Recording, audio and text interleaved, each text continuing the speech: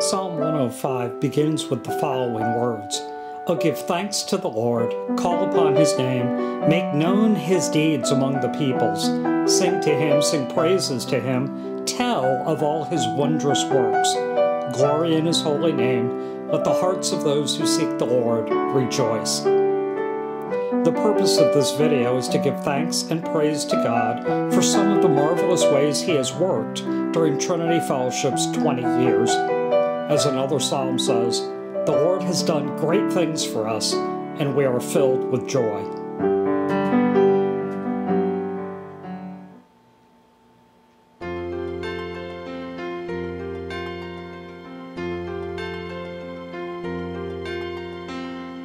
In the early 1980s, a group of young families became friends, mostly through the ministry and small groups of Clear Lake Bible Church.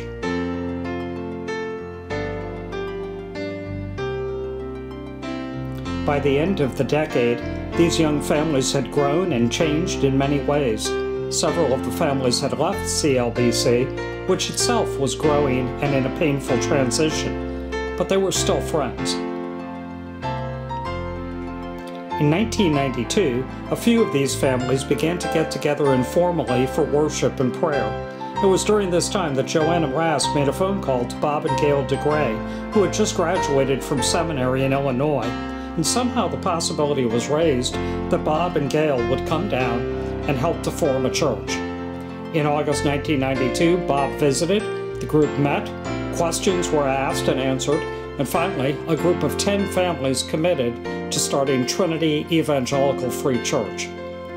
Bob and Gail moved in October 1992, and the first Sunday morning worship was held on November 2nd. The first long-term meeting place was Webster Intermediate School.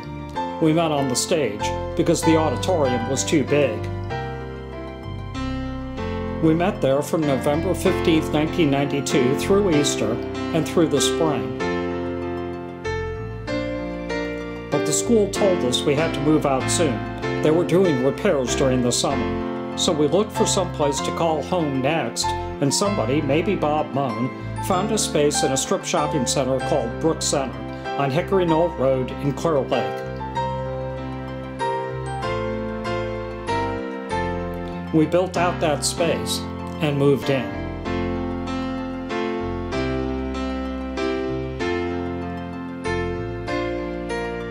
Our first service in the new space was in June of 1993.